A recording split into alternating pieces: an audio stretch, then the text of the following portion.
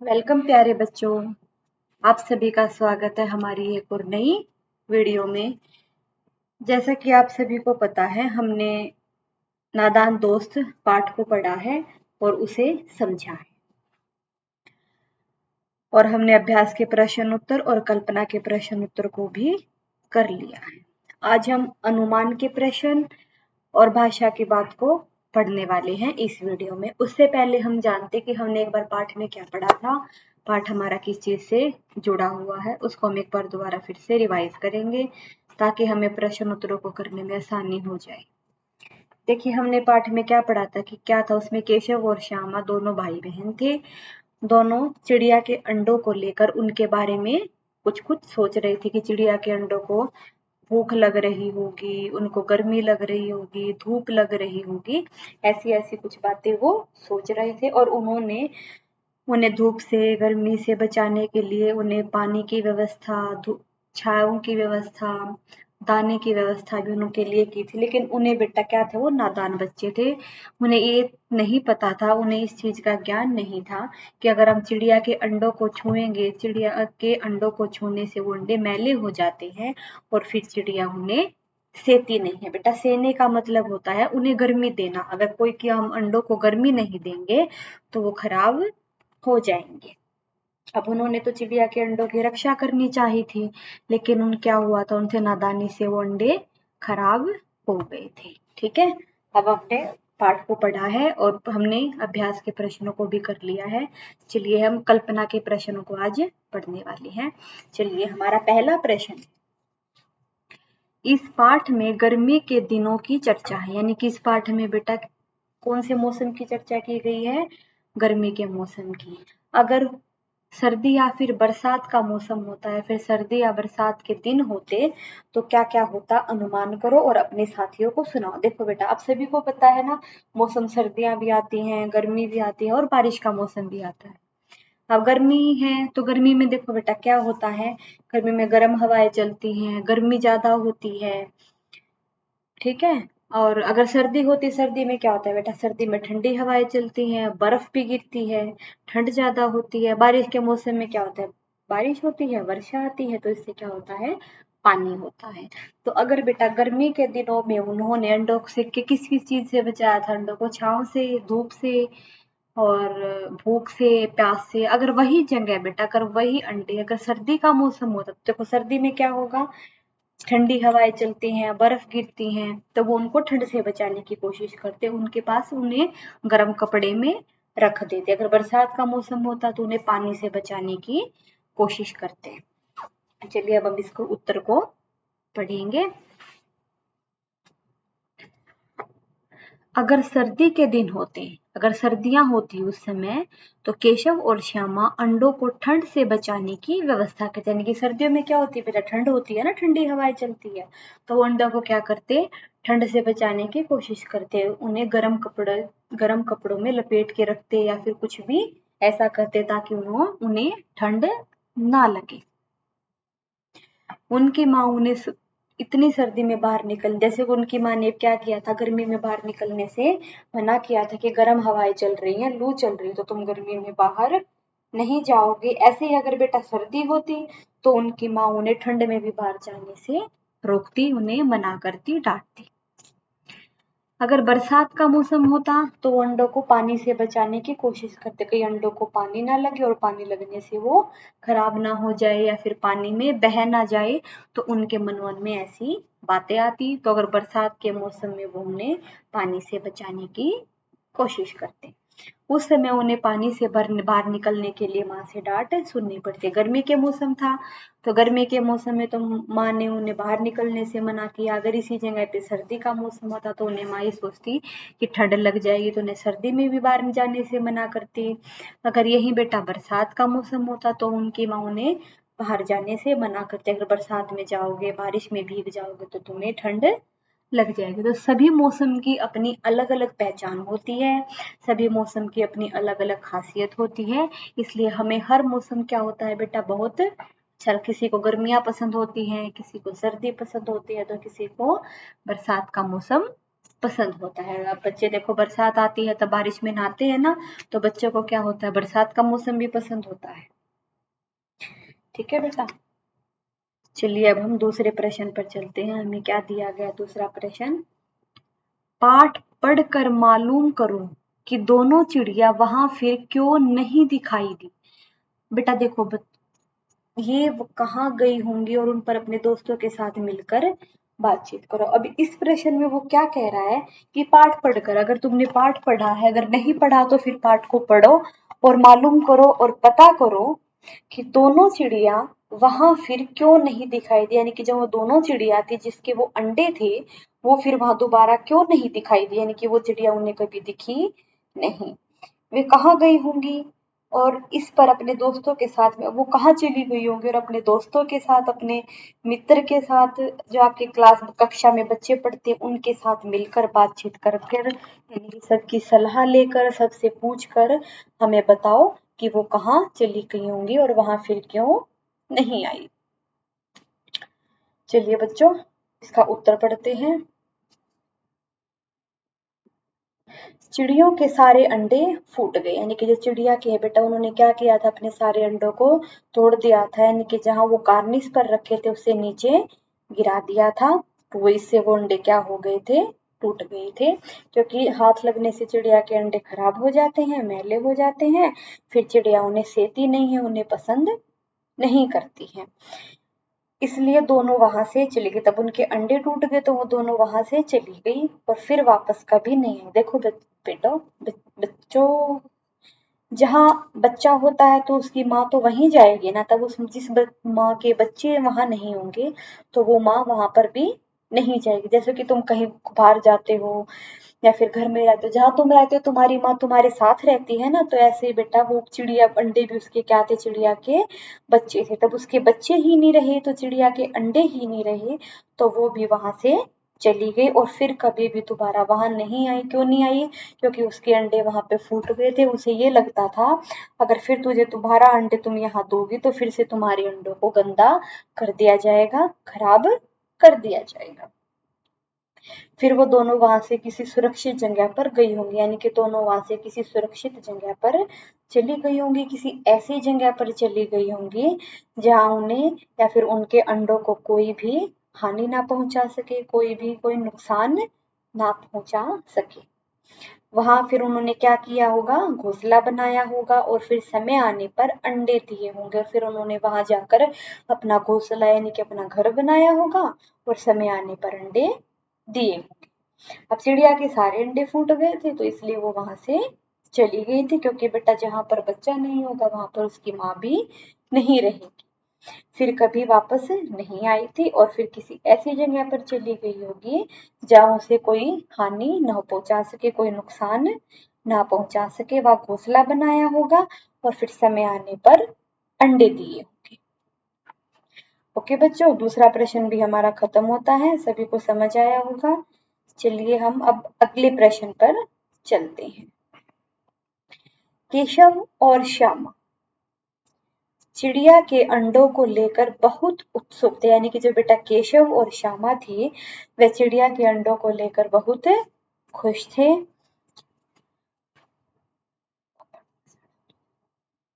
क्या तुम्हें भी किसी नई चीज या फिर बात को लेकर कौतूहल महसूस हुआ है? ऐसे किसी अनुभव का वर्णन करो और बताओ कि ऐसे में तुम्हारे मन में क्या क्या सवाल उठे। देखिए बेटा, अब ये प्रश्न हमें क्या कह रहा है, क्या पूछ रहा है हमसे, जैसे केशव और श्यामा बेटा चिड़िया के अंडों को लेकर बहुत उत्सुक हो गए थे, यानी कि बहुत खुश हो गए थे, एक्साइटेड हो गए थे।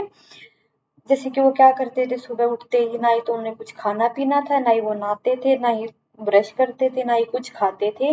वो सीधे उठते और चिड़िया के अंडों को देखने के लिए आ जाते थे। ऐसा ही जितने खुश, जितने उत्सुक वो चिड़िया के अंडों को लेकर थे केशव और श्यामा, क्या तुम्हें भी किसी नई चीज या फिर किसी बात को लेकर उत्सुकता महसूस हुई है, इनकी कौतूहल महसूस हुआ है, खुशी महसूस हुई है, हाँ कि मुझे ये चीज मिल गई, मैंने ये चीज देखी है। तो हमें भी क्या हुआ कि कभी कोई खुशी ऐसी महसूस हुई है। ऐसे किसी अनुभव, यानी अगर तुम्हारे साथ कभी ऐसा हुआ है, उस अनुभव का यानी कि फिर उस बात के बारे में हमें बताओ कि ऐसे तुम्हारे मन में क्या क्या सवाल उठे। देखो बेटा, अब जैसे कि बच्चे हैं, अगर हमें कहीं घूमने जाना होता है तो हम क्या होते हैं, बहुत खुश हो जाते हैं ना कि हाँ और आज तो हम वहां घूमने जाएंगे। फिर हमारे घर में कोई भी नई चीज आ जाती है तो हम उसे देखकर भी बहुत खुश होते हैं, बार बार उसको देखेंगे, बार बार उसको हाथ लगाएंगे। ठीक है, कोई भी नई चीज आएगी तो हम क्या करते हैं, उसको देख के बहुत खुश हो जाते हैं। जैसे किसी बच्चे की नई साइकिल आती है, या फिर किसी बच्चे की कोई नई ड्रेस आती है, या फिर कुछ और भी बहुत सारी चीजें हो सकती हैं बेटा, जिसको लेकर हम क्या होते हैं, बहुत ज्यादा खुश हो जाते हैं। या फिर हमें कहीं घूमने जाना होता है, हमारे घर में कोई बाहर से आता है, उनको देख के हम खुश हो जाते हैं। तो इसलिए बेटा सबके जीवन में ऐसी कोई ना कोई, यानी कि सबकी जिंदगी में कोई ऐसी बात जरूर रही होगी जिसे वो देखकर बहुत उत्सुक हुआ होगा और बहुत खुश हुआ होगा। चलिए अब हम इसके बारे में आगे जानते हैं। मुझे अपने घर में पैदा हुई बिल्ली के नवजात बच्चों के प्रति कौतूहल बना रहा है। यानी कि उसने क्या बताया कि जब मेरे घर में एक बिल्ली थी, उस यानी कि नवजात बच्चे, यानी कि नवजात बच्चे का जन्म मतलब होता है बेटा, जब किसी छोटे बच्चे को जन्म देते, यानी कि जब जन्म देते हैं उसके बाद वो बिल्कुल छोटा सा बच्चा होता है ना, उसको हम क्या बोलते हैं, नवजात बच्चा। जब उनके घर में बिल्ली ने नवजात बच्चे को जन्म दिया था, नवजात बच्चा पैदा हुआ था, उसे वैसे ही उसको देखकर उसे बहुत खुशी महसूस हुई थी, बहुत उत्साह महसूस हुआ था। एक बार मेरे घर के पिछले हिस्से में एक बिल्ली ने 3 बच्चे दिए थे, यानी कि मुर्गी के भी, उसके चिड़िया के भी कितने अंडे थे, 3 अंडे थे। ऐसे ही एक बार घर के पिछले हिस्से में बिल्ली के 3 बच्चे पैदा हुए थे, यानी कि उनके घर के पिछले हिस्से में बच्चों क्या है, बिल्ली रहती थी और उसके कितने बच्चे हुए थे, 3 बच्चे हुए थे। उनको देखकर उसे बहुत खुशी होती थी। और जैसे केशव और श्यामा ने चिड़िया के अंडों को लेकर क्या क्या किया था, उसकी धूप से बचाने की कोशिश की थी, उनके लिए दाना रखा था, उनके लिए पानी लेकर आए थे, ऐसे उन्होंने बिल्ली के बच्चों के लिए क्या किया था, कभी कभी दूध दे देते थे या फिर उनको रोटी दे देते थे। उन्हें देखकर उसे बहुत उत्साह महसूस हुआ था, यानी कि खुशी महसूस हुई थी। बिल्ली अपने बच्चों को मुंह में दबाकर एक स्थान से दूसरे स्थान पर ले जाती थी, यानी कि बिल्ली बेटा अपने बच्चों को मुंह में लेकर एक जगह से दूसरी जगह पर जहां चली जाती थी, जहां पे वो जाती थी वहीं पे अपने बच्चों को साथ लेके जाती थी, यानी कि वो अपने बच्चों को अकेला नहीं छोड़ती थी, जहां भी वो जाती उन्हें साथ लेकर जाती थी। उन्हें देखना मुझे बहुत अच्छा लगता है, यानी कि बिल्ली के बच्चों को मुझे देखना बहुत अच्छा लगता था। बिल्ली के बच्चे मुझे बहुत प्यारे लगते थे। मैं माँ से छुपाकर कटोरी में दूध रखाया करती थी और कभी-कभी अपने हिस्से की रोटी भी उन्हें खिला देती थी, यानी कि मैं अपनी माँ को बिना बताए और उनसे छुपा कर कटोरी में दूध रख देती थी बिल्ली के बच्चों के लिए। और कभी-कभी तो मैं अपने हिस्से के, यानी कि जो रोटी मुझे खाने के लिए मिलती थी, मैं खुद न खाकर बिल्ली के बच्चों को खिला देती थी, कि बिल्ली के बच्चे मुझे इतने प्यारे और इतने अच्छे लगते थे कि मैं अपना खाना खुद न खाकर वो खाना उन बिल्ली के बच्चों को खिला देती थी। मेरे मन में अक्सर यह सवाल उठता है, यानी कि मेरे मन में बहुत बार यह बात आती है, यह ख्याल आता है कि बिल्ली अपने बच्चों को मुंह में दबाकर चलती है तो क्या उन्हें दर्द नहीं होता है। तब बिल्ली अपने बच्चों को मुंह में लेकर जाती है तो उन्हें दर्द नहीं होता होगा, उनके दांत तो उनको नहीं चुभते होंगे। तो ऐसी ऐसी बातें हमारे मन में आ रही हैं। एक बार फिर से रिवाइज करेंगे। जब मेरे घर में बिल्ली ने नवजात बच्चों को जन्म दिया था, यानी कि बेटा जब कोई बच्चा पैदा होता है वो बिल्कुल छोटा सा होता है तो उसको हम क्या बोलते हैं, नवजात बच्चा। जब बिल्ली के 3 छोटे छोटे बच्चे हुए थे तो उन बच्चे मुझे इतने प्यारे लगते थे, उनको देखकर मुझे बहुत खुशी महसूस होती थी। बिल्ली अपने बच्चों को मुंह में दबाकर एक जगह से दूसरी जगह पर ले जाती थी, यानी कि जहां बिल्ली जाती थी वो अपने बच्चों को भी अपने साथ वहीं ले जाती थी। उन्हें देखना मुझे बहुत अच्छा लगता था, यानी कि मुझे उन्हें देखने में बहुत आनंद महसूस होता था। मैं माँ से छुपाकर कटोरी में दूध रखाया करती थी और कभी तो अपने हिस्से की रोटी भी उन्हें दे दी थी, यानी कि मैं माँ को बिना बताए माँ से छुपाकर दूध दे देती थी। और वो बच्चे मुझे इतने प्यारे लगते थे, इतने अच्छे लगते थे कि मैं अपना खाना खुद न खाकर उनको खिला देती थी। मेरे मन में अक्सर यह सवाल उठता था कि बिल्ली अपने बच्चों को मुंह में दबाती है तो क्या उन्हें दर्द नहीं होता है। बिल्ली अपने बच्चों को मुंह में दबाती है तो उन्हें दर्द नहीं होता होगा। ठीक है बेटा, यहाँ पे हमारा तीसरा प्रश्न भी समाप्त होता है। चलिए अब हम भाषा की बात पर चलेंगे।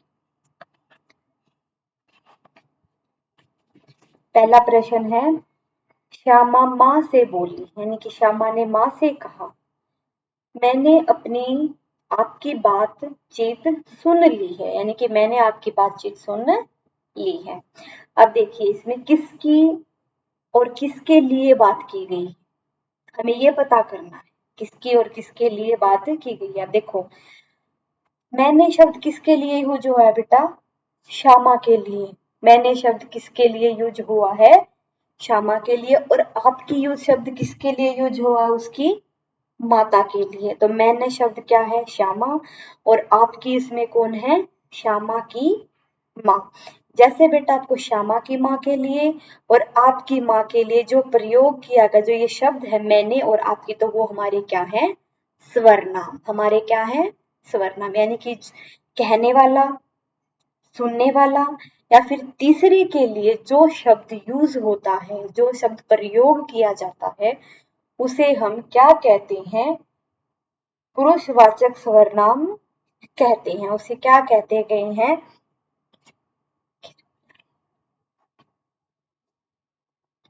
उसे हम क्या कहते हैं, पुरुषवाचक सर्वनाम कहते हैं।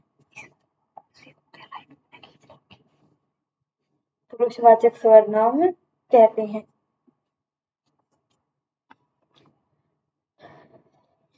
देखो बेटा, कहने वाला यानी कि अगर आप कोई किसी को बात कहते हो और कोई आपकी बात को सुनता है, यानी कि एक तो आप हो गए और जो आपकी बात सुन रहा है। अगर आपके लिए या फिर आपकी बात सुनने वाले के लिए जो भी शब्द प्रयोग करते हैं उसे हम क्या कहते हैं, पुरुषवाचक सर्वनाम कहते हैं। नीचे दिए गए वाक्यों में से 3 प्रकार के पुरुषवाचक सर्वनामों के नाम नीचे रेखा खींचो, यानी कि बेटा जो आपको नीचे वाक्य दिया गया उसे पढ़ो। और जैसा कि मैंने आपको ऊपर बताया था कि सर्वनाम का शब्द किसके लिए प्रयोग किया जाता है, तो आपको उस पैरे में से उसमें से छांटना है कि आपको बताने कि सर्वनाम शब्द इसमें से कौन कौन से हैं। चलिए पहले पैरे को पढ़ते हैं फिर जानते हैं। एक दिन दीपू और नीलू यमुना तट पर बैठे शाम की ठंडी हवा का आनंद ले रहे थे। तभी उन्हें देखा कि एक लंबा आदमी लड़खड़ाता हुआ उनकी ओर आ रहा है। पास आकर उसने बड़ी दयनीय स्वर में कहा, मैं भूख से मरा जा रहा हूँ, क्या आप मुझे खाने को दे सकते। देखो बेटा, एक तो इसमें मैं शब्द है, कौन सा है, मैं।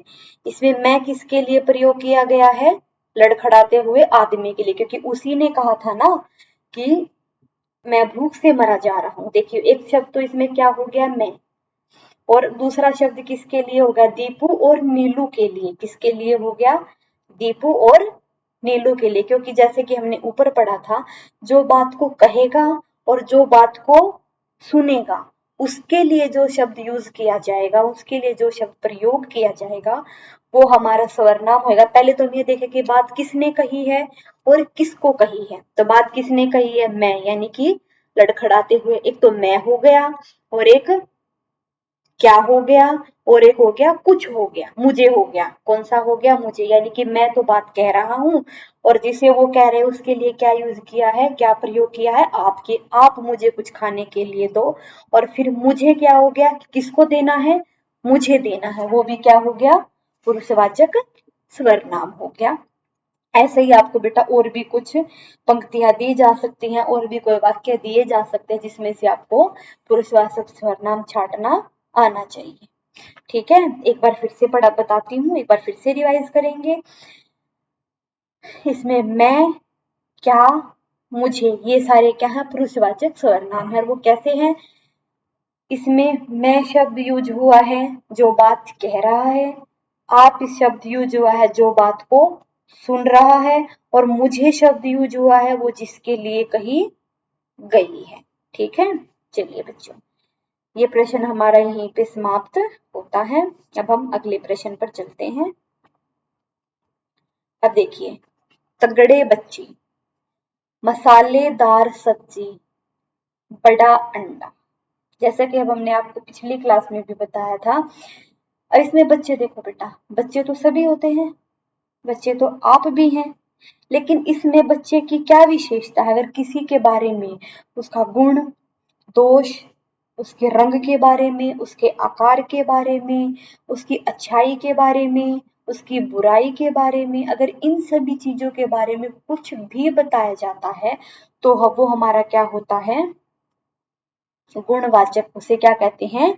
गुणवाचक विशेषण का। जैसे कि बच्चा, बच्चा तो एक नॉर्मल सा शब्द है, एक आसान सा शब्द है, साधारण सा शब्द है कि बच्चे तो सभी होते हैं, लेकिन जिस बच्चे के बारे में बात की गई है उस बच्चे में क्या गुण है, उसकी ऐसी क्या बात है जो हमने उसका नाम यहाँ पर लिया है। तो बेटा उस बच्चे में क्या गुण है, उसकी क्या अच्छाई है, क्या बुराई है, कि वो बच्चा कैसा है? तगड़ा है। कि वो बच्चे कैसे हैं? तगड़े हैं। इसलिए इसमें हमने किस चीज, इसमें हमारा तगड़े क्या हो गया? हमारा गुणवाचक विशेषण। ऐसे ही अगला, मसालेदार सब्जी। अब देखिए, सब्जियां तो होती है, सब्जी तो सभी बनाते हैं, सभी खाते हैं, तो लेकिन जिस सब्जी, बहुत सारी सब्जियां होती है, लेकिन हमने यहाँ जिस सब्जी की बात की गई है उस सब्जी के अंदर ऐसी क्या गुण है, क्या अच्छाई है, क्या बुराई है, कि वो सब्जी कैसी है? मसालेदार है। ऐसे ही अगला पढ़ते हैं बेटा हम, बड़ा अंडा। अब अंडे तो बहुत सारे होते हैं, लेकिन जिस अंडे की हम बात कर रहे हैं उस अंडे के अंदर ऐसी क्या बात है कि हमने सिर्फ उसी अंडे के बारे में बात की गई कि वो अंडा कैसा है? बड़ा है। वो अंडा कैसा है? बड़ा। उस अंडे की विशेषता क्या है कि वो अंडा कैसा है? बड़ा है। ठीक है। यह रेखांकित शब्द, जैसे कि आपके क्या शब्द, जैसे कि बच्चे, सब्जी और अंडे की विशेषता यानी कि गुण बता रहे हैं। कि बच्चे की तो हमने क्या विशेषता बताई है? कि बच्चे कैसे हैं? तगड़े हैं। सब्जी की हमने क्या विशेषता बताई है? कि मसालेदार है। और अंडे की हमने क्या विशेषता बताई है? कि अंडा बड़ा है। यानी कि ये सब उनके क्या है? गुण बता रहे हैं। इसलिए ऐसे विशेषणों को गुणवाचक विशेषण कहते हैं। इसलिए इसमें व्यक्ति या वस्तु के अच्छे बुरे हर तरह के गुण आते हैं। कि इसमें जिसके गुणों की बात की गई है, यानी कि वो उसमें अच्छा भी हो सकता है और बुरा भी हो। जैसे कि सफेद आदमी, काला घोड़ा, नीला पानी, ये सारे उनके क्या हैं? गुण हैं। तो वो हमारे सारे के सारे क्या हो जाएंगे? गुणवाचक विशेषण हो जाएंगे। और उनसे वाक्य, चार गुणवाचक विशेषण लिखो। कोई भी ऐसे कोई चार गुणवाचक विशेषण लिखो और आप उनसे वाक्य बनाओ। बेटा ये यहाँ पे गलती से आया हुआ है, इस प्रश्न को हम ऊपर पढ़ चुके हैं। चलिए नीचे हम देखते हैं, कोई भी ऐसे चार गुणवाचक विशेषण लिखते हैं। देखिए क्या गुण हो सकता है किसी में? नई, मोटी, पुराना, शांत। अब हमें ये चार दिए गए, इसके अलावा बेटा हम कुछ और भी लंबा भी लिख सकते हैं, छोटा भी लिख सकते हैं, काला भी, सफेद भी, कुछ बहुत सारे ऐसे उदाहरण हो सकते हैं जिनसे हम पता कर सकते हैं कि ये हमारा गुणवाचक विशेषण है। चलिए पहले इनके बारे में पढ़ते हैं। नई। अब बेटा नई है, नई चीज तो कुछ भी हो सकती है, नई चीज तो कुछ भी हो सकती है, लेकिन इसमें नई किसके लिए बताया गया है? नई से हम क्या बना सकते हैं? मेरी नई साइकिल आई है, मेरे नए कपड़े आए। इसमें कपड़े की क्या विशेषता है? कि वो कैसे हैं? नए हैं। अब इसमें साइकिल की क्या विशेषता है? वो कैसे हैं? नए हैं। अब हम नई से, नई उसकी क्या हो गई? उसका गुण हो गया कि जिस भी चीज के बारे में हम बातें करेंगे, जिस भी चीज के बारे में हम बताएंगे, वो कैसी है? नई है। उस चीज की गुण कौन सा है कि वो कैसा है? नया है। मोटी, गीता मोटी होती जा रही है। अब मोटी से तो कुछ भी हो सकता है, मोटी किताब है, मोटी बहन है, मोटे कपड़े हैं, मोटा रुमाल है। तो ऐसे ऐसे हम कुछ भी वाक्य बना सकते हैं, लेकिन जिसके भी बारे में, जिस भी चीज के बारे में हम इसको मोटी का प्रयोग करेंगे वो उसका क्या हो जाएगा? गुणवाचक हो जाएगा। पुराना, मेरा कोट पुराना है। क्या है? मेरा कोट पुराना। अब इसमें जिस कोट की बात की, कोट तो बहुत सारे हैं, एक ही कोट थोड़ी है, लेकिन इसमें जिस कोट की बात की गई उस कोट के अंदर ऐसी क्या बात है, उसकी क्या अच्छाई बुराई है कि वो कोट कैसा है, पुराना है। तो इसमें हमारा पुराना क्या हो जाएगा, उसका गुणवाचक विशेषण। शांत। अब शांत से भी बहुत सारे वाक्य बना सकते हैं, लेकिन सिर्फ एक शांत ऐसा है जिसका गुणवाचक विशेषण है। अब देखिए, मुझे शांत से रहने दो, मुझे शांत से रहने दो, मुझे शांत जगह पसंद है, मेरा नाम शांत रख दो। यानी कि शांत इसमें क्या है बेटा, उसका गुणवाचक विशेषण है। चलिए, समाप्त हो गया। अब आपने गुणवाचक विशेषण भी समझ आ गया होगा। आगे हम तीसरे प्रश्न पर चलते हैं।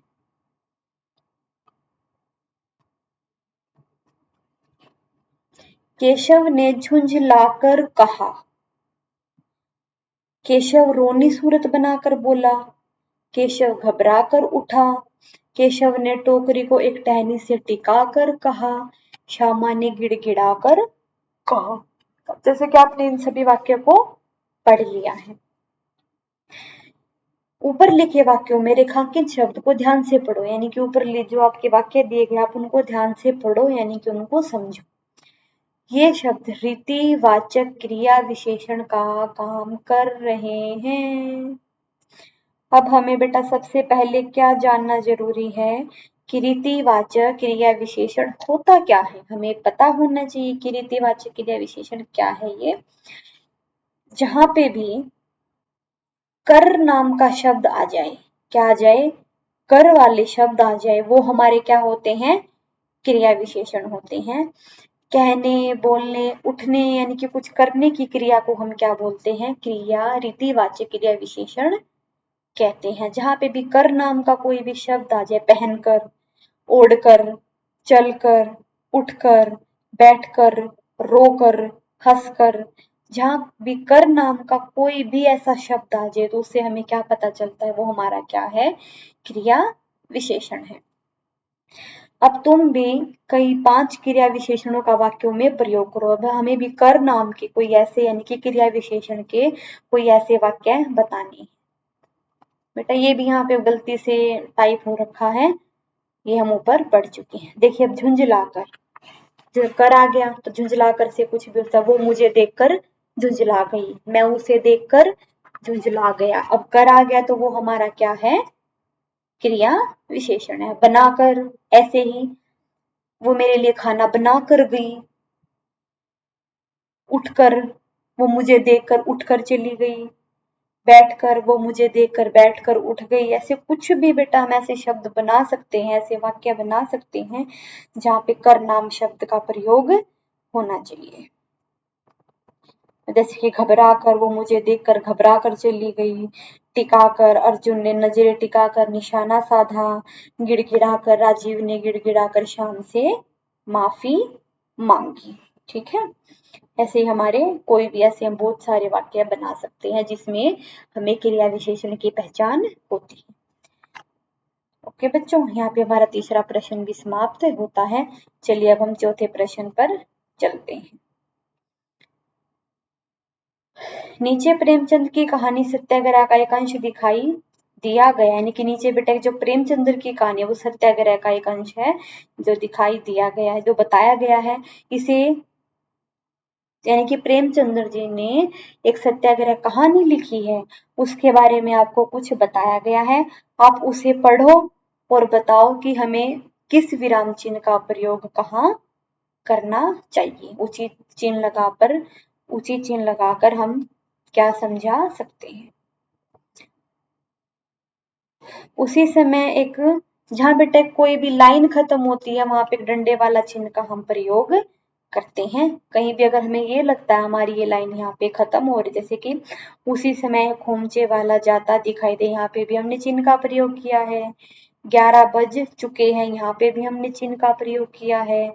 चारों तरफ सन्नाटा सा खत्म हो गया, यहाँ पे भी हमने विराम चिन्हों का प्रयोग किया। देखिए पंडित जी ने बुलाया, यहाँ पे फिर हमने क्या कर दिया है, कोमा, फिर हमने ये डबल कोमा, खोमचे वाला, विस्मयादिबोधक, कहिए, फिर क्या दूं, प्रश्न पूछा गया है तो प्रश्नवाचक चिन्ह का प्रयोग किया गया। जहाँ पे भी बेटा हमारी कोई लाइन खत्म होती है, कोई भी वाक्य खत्म होता है, वह हमें विराम चिन्हों का प्रयोग करना चाहिए। विराम चिन्हों के बगैर हमारे वाक्य अधूरे रहते हैं। विराम चिन्हों से हम अपने वाक्यों को पूरा कर सकते हैं। ओके बच्चों, आशा करती हूँ सभी को समझ आया होगा। ठीक है, आज की वीडियो में इतना ही। आशा करती हूँ सभी बच्चों को समझ में आया होगा। यहाँ पे आपका तीसरा पाठ समाप्त होता है। अगली वीडियो में अगले पाठ को लेकर आएंगे। Have a nice day. Thank you.